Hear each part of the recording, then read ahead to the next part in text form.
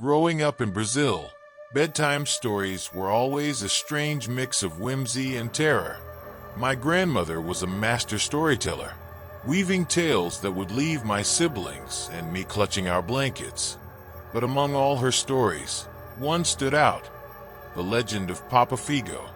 She described him vividly, her voice dropping to a conspiratorial whisper.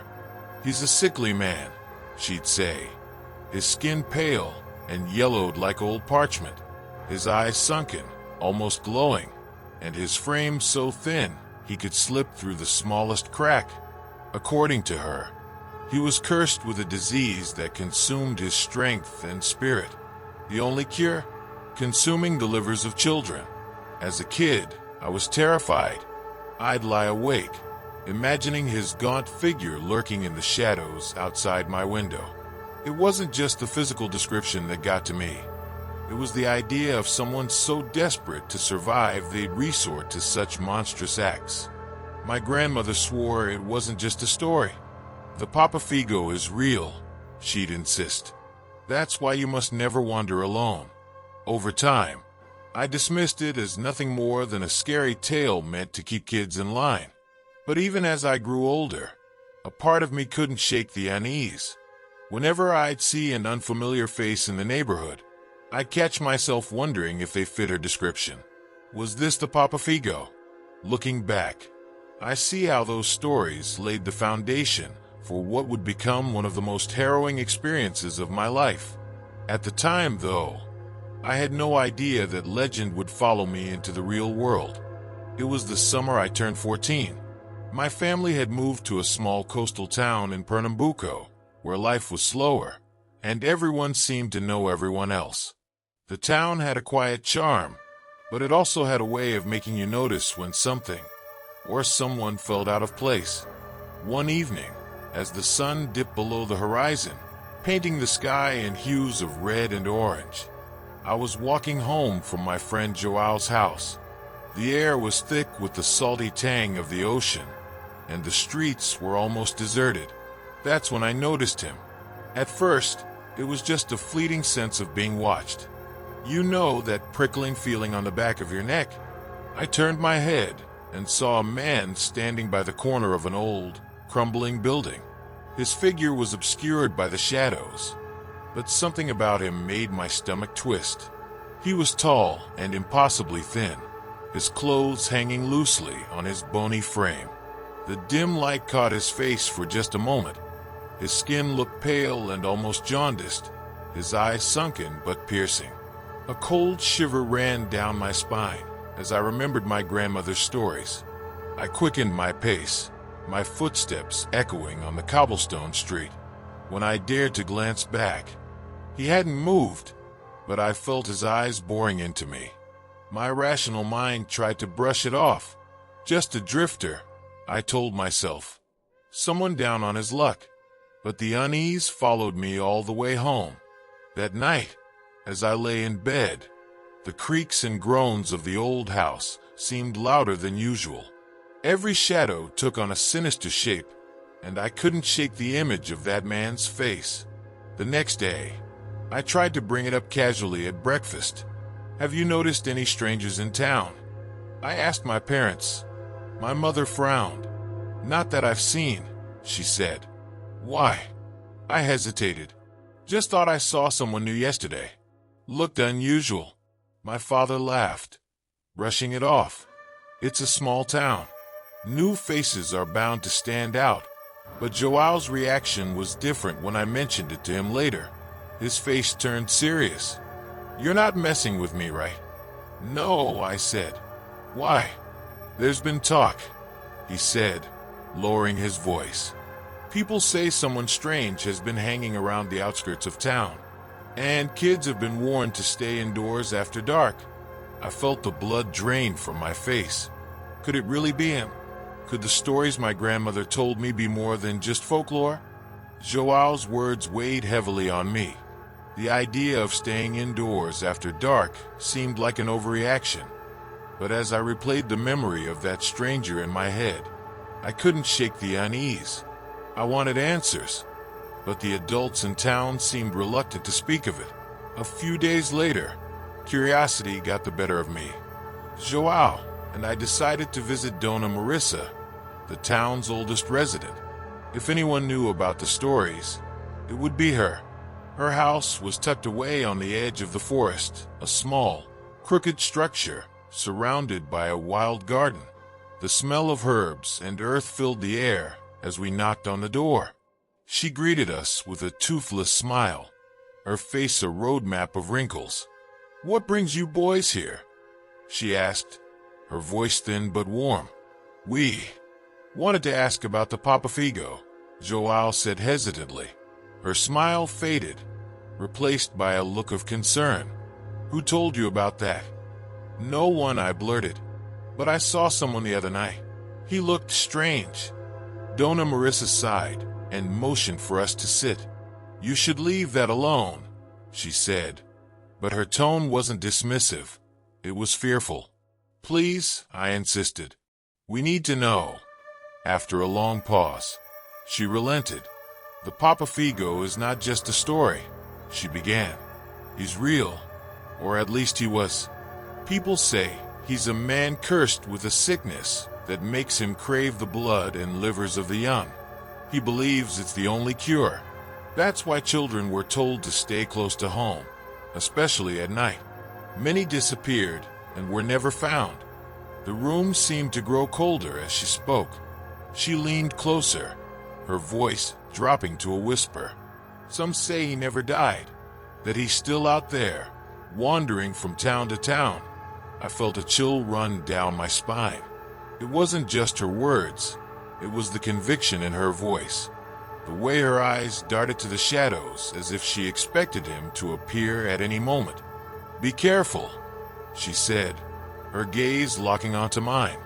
"Don't go out after dark, and if you see him again, run." Joao and I left her house in silence, the weight of her warning pressing down on us. As we walked back, the sun dipped lower in the sky, casting long shadows across the dirt road. That night, as I lay in bed, sleep didn't come easily. Every creak of the house made my heart race, and I couldn't shake the feeling that I was being watched. Then, just as I was drifting off, I heard it, a soft, almost imperceptible sound, a shuffle of feet outside my window. The sound outside my window was faint, but it sent a jolt of fear through me. I froze, barely breathing, straining to hear over the pounding of my heart. Another shuffle. It was closer now. Summoning every ounce of courage, I slid out of bed and crept to the window, keeping low. My fingers trembled as I peeled back the edge of the curtain just enough to see outside. In the dim moonlight, I could make out a figure. It was the same man from before. The stooped posture, the tattered clothing, the slow, deliberate movements. He stood near the edge of our yard, staring at the house with an unsettling intensity. I couldn't see his face clearly, but there was something wrong with the way he moved, like his body was too heavy for him. My breath caught in my throat as he took a step closer. I ducked back behind the curtain, my mind racing. Should I wake my parents? Call for help? But fear rooted me in place. Then, the sound of my bedroom door creaking open made me jump. I whipped around, ready to scream, but it was Joao. I heard something, he whispered, his eyes wide with fear. "He's outside," I whispered back. Joao peeked through the curtain and went pale. "That's him," he said, his voice trembling. "The Papa-Figo." We both froze as the man moved closer to the house. His movements were slow, deliberate, as if he was savoring the moment. Joao grabbed my arm. "We need to tell your parents." But as we turned to leave the room, a loud thud echoed through the house. It wasn't the front door. It was the side window in the living room. We bolted into my parents' room, yelling and shaking them awake. My father grabbed a flashlight and a bat, while my mother called the police. When we all went to the living room, the window was open, the curtain billowing in the breeze. My father shone the flashlight outside, but the man was gone. The police arrived quickly, but they found no sign of him.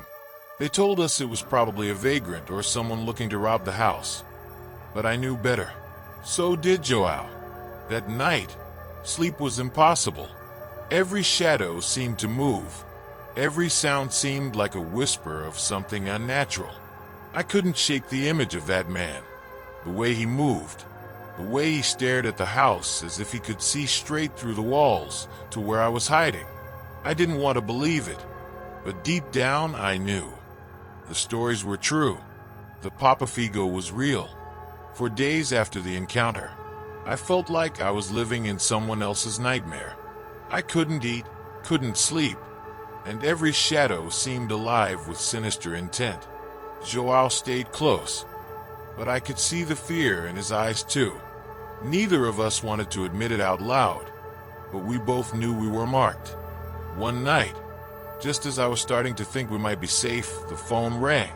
It was an old landline we rarely used, and the shrill sound cut through the quiet house like a scream. My father answered, but his face darkened as he listened. "It's for you," he said, holding out the receiver. My hands trembled as I took the phone. "Hello." The voice on the other end was raspy, barely more than a whisper. "I see you," it said. "I'm coming." The line went dead. Panic set in like a storm. Joao was already pacing, muttering about what we could do, how we could protect ourselves.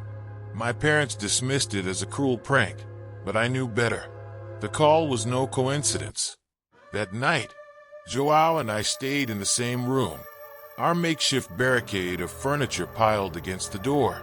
I kept a flashlight in one hand and a heavy book in the other, my only weapons. The hours ticked by in silence until a sound outside made my blood run cold. Footsteps, slow, deliberate, circling the house. Joao and I exchanged a glance. He held a knife we had swiped from the kitchen earlier, his knuckles white with tension. The footsteps stopped, and the air grew heavy, oppressive, as if the house itself was holding its breath. Then came the sound of scratching, nails dragging against the window pane. I couldn't help it. I screamed. The scratching stopped abruptly, replaced by a deep, guttural laugh. "Come out, little one," the voice outside called. "I'm hungry." Joao leapt to his feet, pulling me with him. "We have to run." Before I could respond, the window shattered, and a hand reached through the jagged glass. It was pale and thin, with long, bony fingers that grasped at the air. We bolted out the door, barreling down the hallway toward my parents' room. They were already awake, my father clutching his bat. "He's here," Joao shouted. My father barely had time to react before the front door exploded inward. The man, no, the thing, stood in the doorway, its eyes glowing faintly in the dim light.